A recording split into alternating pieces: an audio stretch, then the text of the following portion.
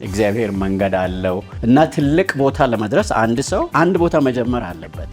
በኑዓሚን ዘመን ቤተልሔምን በዳቦ የጎበኘው እግዚአብሔር ዓለምን ሁሉ የዘላለምን የሕይወት እንጀራ በመላክ ይጎበኛል። በምዕራፍ 1 ላይ በ3 ቀብሮች ነው የሚጀምረው። ምዕራፍ 4 በምን ይጠናቀቃል? በሰርግ፣ በደስታ፣ በልደት ነው የሚጠናቀቀው። አንዳንድ አገልጋዮች የእግዚአብሔርን ቃል በትክክል ስለማያውቁ ወይም ፈሪሃ እግዚአብሔር ስለሌላቸው እግዚአብሔር የሰጣቸውን ርስት፣ የጸጋ ስጦታ፣ የእግዚአብሔርን ቅባት በተለያየ ሁኔታ ለመሸጥ የሚሞክሩ አገልጋዮች አሉ። አይሸጥም። እግዚአብሔር የሰጠን ስጦታ ለእግዚአብሔር ክብርና ለቤተ ክርስቲያን ጥቅም እግዚአብሔርን ለማገልገል እንድንጠቀምበት ለእኛ አይደለም፣ ለእግዚአብሔር ክብርና ለአገልግሎት ሌሎችን ለማገልገል የተሰጠን ስጦታ ነው። ስለዚህ በብሉይ ኪዳን መሬት ስጦታ ለእናንተ ሰጥቻለሁና አይሸጥም እንዳለ በአዲስ ኪዳን በእኛም ዘመን ከእግዚአብሔር የተቀበልነው ጸጋ ቅባት አይሸጥም። ጸጋና ቅባት የሚሰጠው የሰጪውን ፈቃድ ለማገልገል እንጂ ለራስ ጥቅም አይደለም።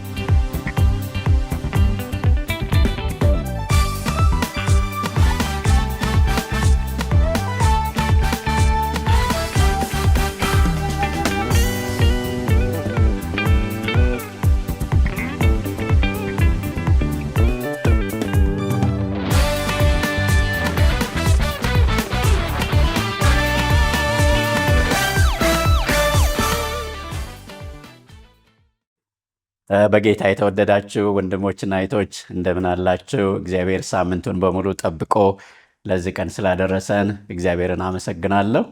የመጽሐፈ ሩት ትምህርታችንን እንቀጥላለን። የዛሬ ትምህርታችን እና የሚቀጥለው ሳምንት ደግሞ የምንማረው የመጽሐፈ ሩት ምዕራፍ 4 ነው።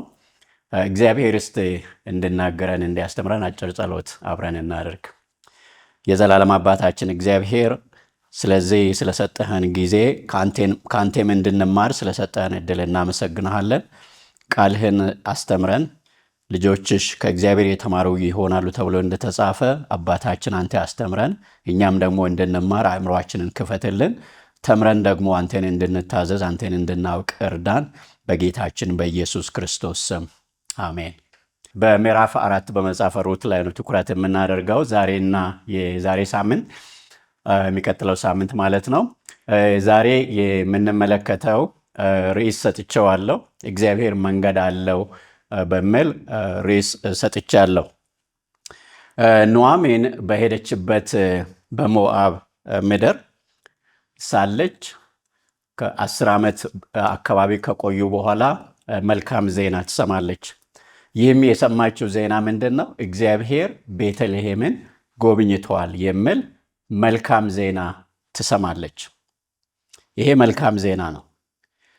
ይህን ዜና ከሰማች በኋላ ወደ ቤተልሔም ማለት ወደ ዳቦ ቤት ወይም ወደ እንጀራ ቤት ለመመለስ ተነሳች። ዜናውን ከሰማች በኋላ ይህ የእግዚአብሔር መንገድ ነበረ በኑዓሚን ሕይወት። ታሪኳ የሚለወጥበት ጅማሬ ነው ይሄ መልካም ወሬ፣ መልካም ዜና መስማቷ።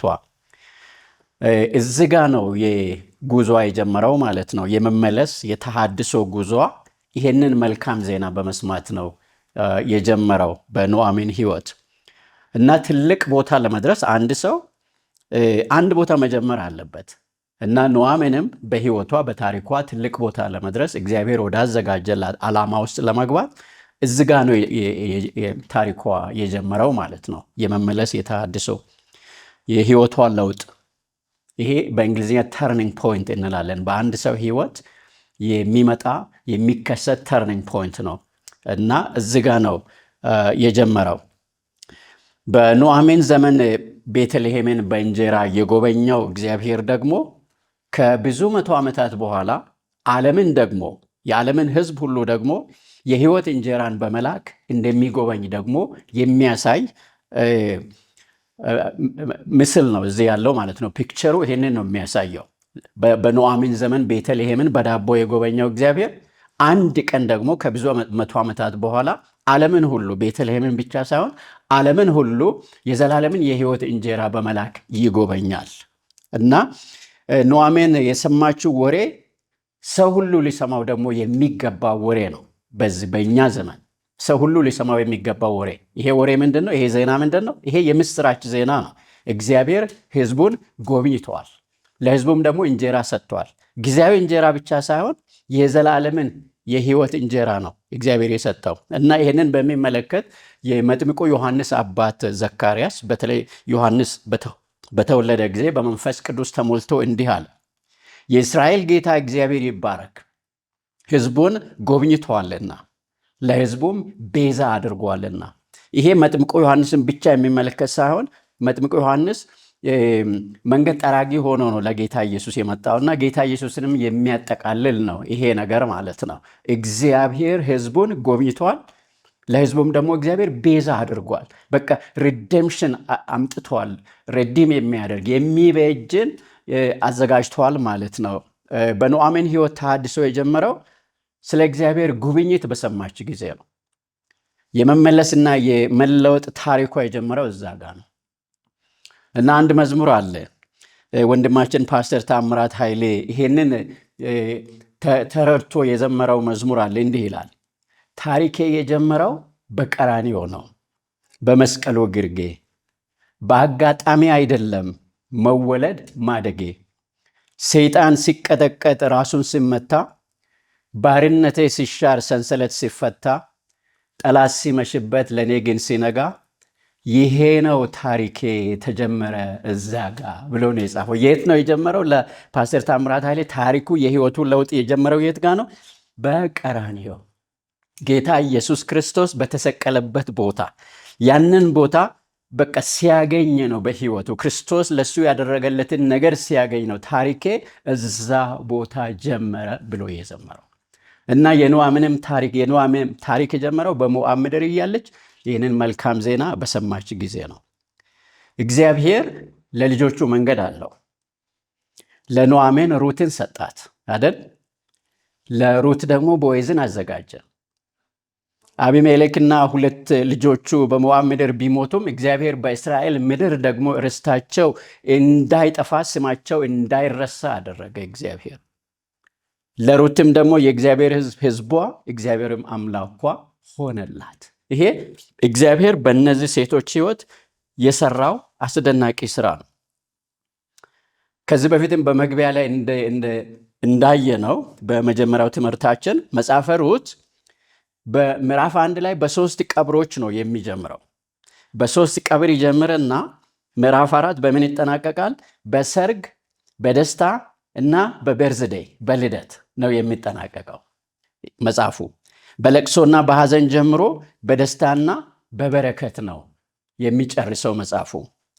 በሞት ጀምሮ በህይወት፣ በማጣት ጀምሮ በማግኘት፣ ከቤተልሔም በመሸሽ ጀምሮ ወደ ቤተልሔም በመመለስ፣ በቤተልሔም የሚወለደውን ሞትን በሞቱ የሚሽረውን የቤተልሔምን ክብር፣ የእግዚአብሔርን ማዳን፣ የኢየሱስ ክርስቶስን የዘር ሐረግ አሳይቶን ነው መጽሐፉ የሚደመድመው።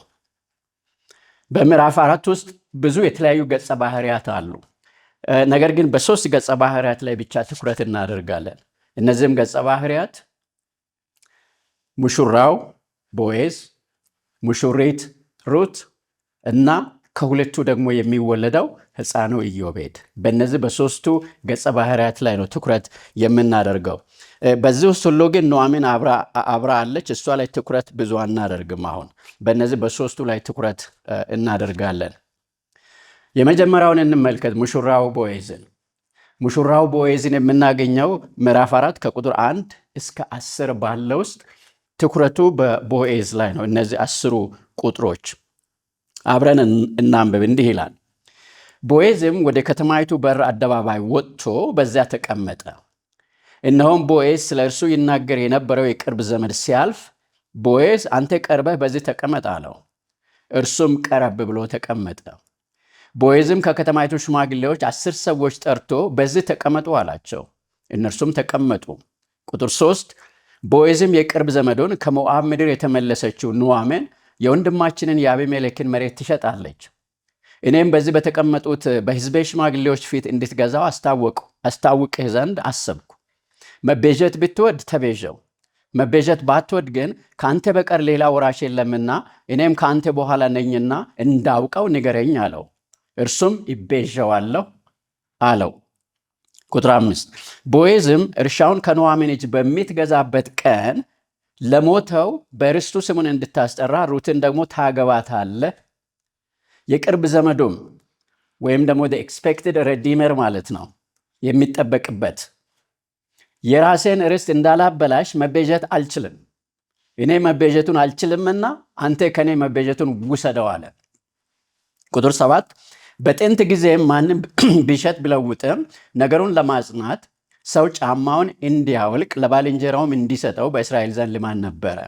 ይህም በእስራኤል ምስክር ነበረ። የቅርብ ዘመዱን ቦዔዝን አንተ ግዛው አለው። ጫማውንም አወለቀ። ቦዔዝም ሽማግሌዎችንና ሕዝቡን ሁሉ ለአቢሜሌክና ለኬሌዎን ለመሐሎንም የነበረውን ሁሉ ከኑኃሚን እጅ እንደገዛው እናንተ ዛሬ ምስክሮች ናችሁ። ደግሞም የሟቹ ስም ከወንድሞቹ መካከል ከአገሩም ደጅ እንዳይጠፋ የሟቹን ስም በርስቱ ላይ እንዳስነሳ የመሐሎንን ሚስት ሞዓባዊቱን ሩትን ሚስት ትሆነች ዘንድ ወሰድኳት። እናንተም ዛሬ ምስክሮች ናችሁ አላቸው። ከ1 እስከ 10 ያለው ነው። ከዚህ በፊት አይተናል። ለሚቤዥ ሰው በብሉይ ኪዳን በተለይም ደግሞ በዘሌዋውያን ምዕራፍ 25 ከቁጥር 23 እስከ 24 ላይ የተጻፈውን ሕግ ተመልክተናል። ከዚህ በፊት ክፍሉ እንደሚነግረን መሬት ለዘለቄታ አይሸጥም። በእስራኤላውያን ባህል እና አስተዳደር በሕጋቸው እግዚአብሔር ሕግ ደንግጎ ሰጥቷቸዋል። መሬት ለዘላለም አይሸጥም። ምክንያቱም ለምንድን ነው የማይሸጡት ሰዎች ለዘለቄታ ለረጅም ጊዜ የማይሸጡበት ምክንያት? እግዚአብሔር እንዲህ ይላል፣ ምድር የኔ ናትና እናንተም መጻተኞችና እንግዶች ናችሁ፣ እናንተም የኔ ናችሁ፣ በዋጋ ገዝቻችኋለሁ። ስለዚህ የኔን ምድር ለዘለቄታ ልትሸጡ አትችሉም ነው የሚለው እግዚአብሔር። ምድር የኔ ናት፣ የሰጠኋችሁ እንድትጠቀሙ ለስጦታ ነው። እየተጠቀማችሁ ደግሞ እኔን እንድታመልኩ ለስጦታ ነው የሰጠኋችሁ እንጂ መሬት መሸጥ አትችሉም ብሎ ሕግ ደንግጎላቸዋል እግዚአብሔር። ስጦታ አይሸጥም፣ ስጦታ አይሸጥም። እኔ አንዳንድ ጊዜ ቤት ውስጥ እቃዎችን ሳስተካክል አንዳንዴ ሳላቅ እቃ አንስቼ ለሰው ሰጣለሁና ሸዋ ይሄ እቃ የት ሄደ ትለኛለች። አንዳንዴ ማለት ነው ለሰው ሰጥቻለሁ ስል ስጦታ እኮ ነው፣ መጠበቅ ነው ያለብን፣ ማቆየት ነው ያለብን ትላለች። እና ስጦታ አይሸጥም። ምክንያቱም ሰው የሰጠንን ነገር ለማስታወሻ ነው፣ ለማኖር ነው፣ ለማስቀመጥ ነው። እግዚአብሔር እንደሱ ነው ያለው። መሬት የኔ ናት፣ የእናንተ አይደለችም። ስለዚህ አትሸጡም። ይሄ ነገር ምን ያስታውሰኛል መሰላችሁ? አንዳንድ አገልጋዮች የእግዚአብሔርን ቃል በትክክል ስለማያውቁ ወይም ፈሪሃ እግዚአብሔር ስለሌላቸው እግዚአብሔር የሰጣቸውን ርስት፣ የጸጋ ስጦታ፣ የእግዚአብሔርን ቅባት በተለያየ ሁኔታ ለመሸጥ የሚሞክሩ አገልጋዮች አሉ። ይሄ የተቀባ ነው ግዙ የሚሉ ማለት ነው። አይሸጥም። እግዚአብሔር የሰጠን ስጦታ ለእግዚአብሔር ክብርና ለቤተ ክርስቲያን ጥቅም እግዚአብሔርን ለማገልገል እንድንጠቀምበት ለእኛ አይደለም እኮ ለእኛ አይደለም፣ ለእግዚአብሔር ክብርና ለአገልግሎት ሌሎችን ለማገልገል የተሰጠን ስጦታ ነው። ስለዚህ በብሉይ ኪዳን መሬት ስጦታ ለእናንተ ሰጥቻለሁና አይሸጥም እንዳለ በአዲስ ኪዳንም በእኛም ዘመን ከእግዚአብሔር የተቀበልነው ጸጋ ቅባት አይሸጥም፣ የእግዚአብሔር ነው። የሚሰጠን ደግሞ እግዚአብሔር እሱን እንድናገለግል ነው። ስለዚህ የተቀባ ነው፣ የተጸለየበት ነው። ግዙ ማለት እግዚአብሔርን አለማወቅ ነው፣ ቃሉንም ደግሞ አለማወቅ ነው። ይሄንን አናደርግም። ይህን የምናደርግ ሰዎች ካለን እግዚአብሔር ይቅር በለን። ኑኃሚን ከሞዓብ ወደ ቤተልሔም እንደተመለሰች እኛም ወደ እግዚአብሔር እንመለስ። ጸጋና ቅባት የሚሰጠው የሰጪውን ፈቃድ ለማገልገል እንጂ ለራስ ጥቅም አይደለም። እኛ አገልጋዮች ነን። በፍርሃትና በመንቀጥቀጥ በፍጹም ትህትና እግዚአብሔርንና ሰውን የምናገለግል እንጂ ርስቱን የምንሸጥ ሰዎች አይደለንም። ስጦታውን የምንሸጥ አይደለንም። የእግዚአብሔር የሆነውንም ደግሞ ለራሳችን እየወሰድን የምንጠቀም አይደለንም። ስለዚህ እግዚአብሔር ይርዳን፣ ማስተዋልንም ደግሞ ይስጠን። እስራኤላውያን ርስት በጊዜያዊነት መሸጥ የሚችሉት በአንድ ምክንያት ብቻ ነው። አንድ ኮንዲሽን ብቻ አለ። እስራኤላውያን መሸጥ የሚችሉት ከአቅም በላይ የሆነ ድህነት ውስጥ ሲገቡ እግዚአብሔር በድህነት ውስጥ እንዲኖሩ ስለማይፈልግ ፕሮቪዥን ሰጥቷቸዋል። መሸጥ ትችላላችሁ ብሎ ማለት ነው። ግን ይሄም ደግሞ ለዘለቄታ አይደለም፣ ለአጭር ጊዜ ነው። ሌላ የቅርብ የሆነ ዘመድ መጥቶ ይሄንን ሬዲም አድርጎ ዋሽቶ ደግሞ ይመልስላቸዋል። ይህም በሚሆንበት ጊዜ ማለት በጊዜያዊነት አንድ ቤተሰብ አንድ ሰው ከከፋ ረሃብ የተነሳ ድህነት የተነሳ መሬቱን ቢሸጥ የተሰጠው ሕግ ይሄ ነው። ከወገንህ አንዱ ደሂቶ ርስቱን ቢሸጥ፣ ፕሮቪዥኑ እዚህ ጋር ነው ያለው ማለት ነው። ደሂቶ ነው መሸጥ የሚችለው። there is only one condition። ከወገንህ አንዱ ደሂቶ ርስቱን ቢሸጥ የቅርብ ዘመዱ መጥቶ ይዋጅለት። ተሽጦ አይቀርም ማለት ነው። ይመለሳል፣ ለባለቤቱ ይመለሳል። በብሉይ ኪዳን አዳምና ሔዋን እግዚአብሔርን ባለመታዘዝ በኃጢአት በወደቁ ጊዜ ለራሳቸው ልብስ ከቅጠል ሰፍተው ለብሰው ነበረ። እግዚአብሔር ግን ይህ አይሆናችሁም ብሎ ሌላ ልብስ ነው ያለበሳቸውና ለራሳችን ሰፍተን የለበስነውን ቅጠል ከጸጋው የተነሳ አውልቆ የራሱን ልብስ የሚያለብስ የተሸጠብንን የተወሰደብንን ነገር የሚመልስ ኢየሱስ ክርስቶስ አንድ ቀን እንደሚመጣ የሚያሳስብ ነገር ነው ይሄ ነገር። ድሃው በራሱ መዋጀት አይችልም፣ ምክንያቱም አቅም የለውም፣ ገንዘብ የለውም። መዋጀት የሚችል ግን ፈቃደኛ የሆነ የቅርብ ዘመድ ብቻ ነው። ስለዚህ በቁጥር 1 እና 2 ቅድም ባነበብነው ክፍል የምንመለከተው ይህን ጉዳይ ሕጋዊ መሰረት ለመስጠት ሽማግሌዎች ሸንጎ ተቀምጠዋል። ቦዔዝም ቀርቧል። የቅርብ ዘመድ ደግሞ ይሄንን መሬት የተወሰደባቸውን መሬት መመለስ የሚችል ሌላ ደግሞ የቅርብ የተባለ ዘመድም ደግሞ ቀርቧል። እዚህ ሸንጎ ወይም ኮርት ማለት ነው። ሸንጎ 10 ሽማግሌዎችን የያዘ ነው። ይሄ ደግሞ ሲግኒፊካንስ አለው፣ ትርጉም አለው። ለምንድነው 10 ሽማግሌዎች የሆኑበት የሚለው? 10 ሽማግሌዎች በሙሴ ሕግ መሰረት እግዚአብሔር ሕግ ሲሰጣቸው ውሳኔ ሁሉ በ2 ወይም በ3 ምስክር ይጸናል ብሏቸዋል። እዚህ ግን 10 ሽማግሌዎችን ነው የምናየው። ለምንድነው 10 ሽማግሌዎች የሆኑበት ምክንያት ብትሉኝ፣ ከባድ ውሳኔዎች ለምሳሌ ርስትን መቤዠት ወይም ደግሞ የውርስ ጋብቻ፣ ይሄ ባሏ የሞተባትን ሚስት ሕጋዊ አድርጎ ወንድም ወይም እንደዚህ የቅርብ ዘመድ የማግባት ውሳኔ ወይም ደግሞ ዘር የማረጋገጥ። አሁን ሩት ሞዓባዊት ሆና በእስራኤል ሕዝብ ውስጥ ገብታ ታሪክ የሚሰራበትን ዘር ልታመጣ ነው። ስለዚህ ይህን ለማረጋገጥ እነዚህ ከባድ ውሳኔዎች በሚወሰኑበት ጊዜ 10 ሽማግሌዎች ነበሩ የሚሰበሰቡት በእስራኤል ባህልና አስተዳደር በዚያን ጊዜ። ምክንያቱም ለማጽናት ማለት ነው። እነዚህ ከባድ ውሳኔዎች በሚወሰኑበት ጊዜ በቂ ማስረጃ እንዲኖር፣ የማያመቻምች ማስረጃ እንዲኖር ማለት የማያጠራጥር ማስረጃ እንዲኖር 10 ሽማግሌዎች ይሰበሰቡ ነበረ። የፋሬስም ዘር በሩት በኩል ኢየሱስ መምጣቱ በሕግ የተረጋገጠ በ10 ምስክር የጸና ጥያቄ የማያስነሳ መሆን ነበረበት። በቃ ኮምፕሊት ፉል ኤቪደንስ ማለት ነው በሕግ ፊት። ለዛ ነው የተሰበሰቡት እነዚህ ሰዎች። በቁጥር 3 ላይ ከሞዓብ ምድር የተመለሰችው ኑኃሚን የወንድማችንን የአቢሜሌክን መሬት ትሸጣለች ይላል። ምን ማለት ነው? አትሸጥም። ለምን መሰላችሁ? የመሬት ባለቤትነት የሚቻለው በወንድ ስም ብቻ ነበረ በዛን ጊዜ።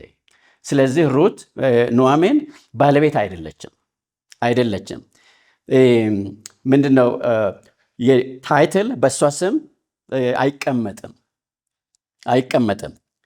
ሴት መበለት ስለነበረች መሬቱን የመሸጥ ሕጋዊ ፈቃድ የላት። ነገር ግን መዋጀት ለሚችል ሰው ኃላፊነት መስጠት ትችላለች። ስለዚህ ኑኃሚን ኃላፊነት ልትሰጥ ነውና ናና ውሰድ ነው የተባለው ይሄ ሰው ማለት ነው፣ የቅርብ ዘመድ። እሱ ግን አልችልም አለ። ስለዚህ ምን ሊሆን ነው? መሬቱ በቦዔዝ ስም ይቆይና ከሩት የሚወለደው ልጅ አድጎ አዳልት ስም በሚሆንበት ጊዜ ወይም ትልቅ ሰው በሚሆንበት ጊዜ ባለመብት መሆን የሚችልበት ዕድሜ በሚደርስበት ጊዜ የመሬቱ ባለቤት እሱ ነው የሚሆነው፣ የነ ኑኃሚን ርስት ማለት ነው። አሁን የሚወለደው ሕፃን አድጎ 18 ወይም በዛ በባህሉ በተወሰነው መሰረት በሚያድግበት ጊዜ መሬቱ በሱ ስም ነው የሚሆነው። ስለዚህ በሩት በኩል መጥቶ የእነሱን ርስት ለማስጠበቅ ነው እግዚአብሔር ያዘጋጀው መንገድ ማለት ነው። ሩትም የኑኃሚን ቤተሰብ ርስት በስማቸው እንዲቀጥል ምክንያት ትሆናለች ማለት ነው። አያችሁ፣ ከሞዓብ ምድር መጥታ የኑኃሚን ቤተሰብ ርስት በእነሱ ቤተሰብ እንዲቆይ ምክንያት ትሆናለች ማለት ነው። የዋርሳ ግዴታ ደግሞ ምን መሆን እንዳለበት ከዚህ በፊት ተመልክተናል። ባል የሞተባትን ሴት የቅርብ የሆነ ዘመድ ያገባና ከዚህ ትዳር የሚወለደው የመጀመሪያው ልጅ በሟቹ ስም እንዲጠራ ይሆናል። በዚህም መሰረት ሟቹ ታሪክ ይኖረዋል፣ ስሙም በታሪክ መዝገብ ይኖራል ማለት ነው። ይሄ ምንድን ነው የሚያሳየን? ብሉይ ኪዳን አዲስ ኪዳንን ነው የሚያሳየን፣ ኢየሱስን ነው የሚያሳየን። በኃጢአታችን ምክንያት ሙታን በነበረን ጊዜ ይላል የእግዚአብሔር ቃል ሕይወትን ሊሰጥ ስማችንን በዘላለም የሕይወት መዝገብ ልጽፍ ታሪካችን ስማችን ለዘላለም እንዲኖር ኢየሱስ እንደሚመጣ ልጅ እንደሚወለድ የሚያሳይ ታሪክ ነው። የእነዚህ ሕጎች ደግሞ ዓላማ የሟች ስምና ርስት ከእስራኤል ምድርና ሕዝብ መካከል እንዳይጠፋና እንዳይረሳ ነው። ነገር ግን ምንም እንኳ እግዚአብሔር መሬት የኔ ናት ለድሃው አስቡ ብላቸውም የእስራኤል ሕዝብ በተለይም ሀብት ያላቸው ይህንን ሕግ ደጋግመው ጥሰዋል እና መሬት ደግሞ በየ7 ዓመት 1 ዓመት እንድታርፍ እግዚአብሔር ሕግ ደንግጓል። ሀብታሞቹ ይህንን አያደርጉም። እነሱ አያርሱም፣ ግን ለሌላ ሰው ሊዝ ይሰጣሉ እንዲታረስ ማለት። መሬቱ አላረፈችም። ለምን ያህል ጊዜ መስላችሁ መሬቱ ያላረፈችው? በየ7 ዓመቱ እንድታርፍ እግዚአብሔር ሕግ ደንግጎ ለ490 ዓመታት መሬቱ አላረፈችም። ስለዚህ 490 ሲካፈል ለ7 ስንት ነው? 70 ዓመታት ምድር ማረፍ የሚገባትን አላረፈችም። ስለዚህ ነው እግዚአብሔር ምድሪቱ እንድታርፍ የእስራኤልን ሕዝብ ለ70 ዓመት ወደ ባቢሎን ምርኮ የወሰደው። ምድሪቱ እንድታርፍ አለመታዘዝ እንዴት ክሳራ እንደሆነ ነው የምንመለከተው ማለት ነው። ከዚህ ውስጥ ቤዛ መሆን ደግሞ የሚችል ሰው ምን አይነት ነው ብለናል ከዚህ በፊት። ቤዛ ሊሆን የሚችል የቅርብ ዘመድ ወይም ዋርሳ ነው። ቦዔዝ ዘመድ ቢሆንም ከእርሱ የሚቀርብ ሌላ ዘመድ አለ። እዚህ እንዳነበብ ነው ቦዔዝ በዚህ ጊዜ ይህንን እንቅፋት ማለፍ ነበረበት ማለት ነው። ምክንያቱም ቤዛ የሚሆነው ትክክለኛ ሰው እሱ ስለነበረ ፈቃደኛ የሆነ ሰው።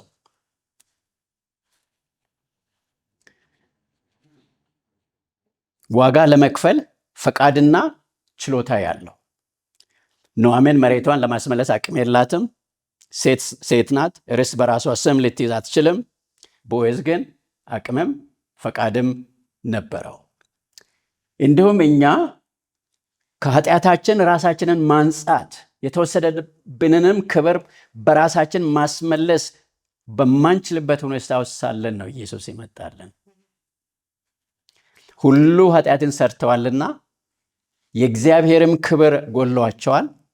በኢየሱስ ክርስቶስም በሆነው ቤዛነት ሪዴምሽን በኩል እንዲያው በጸጋው ይጸድቃሉ። ምን ማለት ነው? አንደኛ ሁሉ ኃጢአትን ሰርተዋል፣ ማንም ሰው ጻድቅ የለም። ሁለተኛ በኢየሱስ ክርስቶስ በሆነው ቤዛነት፣ ቤዛ ልክ ቦዔዝ ለኑኃሚን ቤዛ እንደሆነው ለእኛ ደግሞ ቤዛ የሆነልን ክርስቶስ ነው። እንዲያውም በጸጋው ይጸድቃሉ። እንዲያውም ማለት ምን ማለት? ምንም ሳይከፍሉ በእነርሱ ስራ ሳይሆን በእነሱ ጥረት ሳይሆን በእግዚአብሔር ጸጋ ክርስቶስ በመስቀል ላይ ባደረገው ነገር ባፈሰሰው ደግሞ እንዲያው ይጸድቃሉ። ክርስቶስ ይህንን ነው ያደረገልን። ከኃጢአት መንጻት በገንዘብ አይገኝም። በገንዘብ ቢገኝማ ብዙ ሀብታሞች ወደ እግዚአብሔር መንግሥት በቀላሉ መግባት በቻሉ ነበረ፣ ግን አይደለም። መልካም ስራ በመስራትም አይገኝም። ነገር ግን የእግዚአብሔር በግ በሆነው በኢየሱስ ክርስቶስ ደም በመታጠብ ብቻ ነው ከኃጢአት መንጻት የሚቻለው። የሚያጠብንም ደግሞ እርሱ ራሱ ነው እንጂ እኛ ራሳችን ደግሞ ማጠብ አንችልም።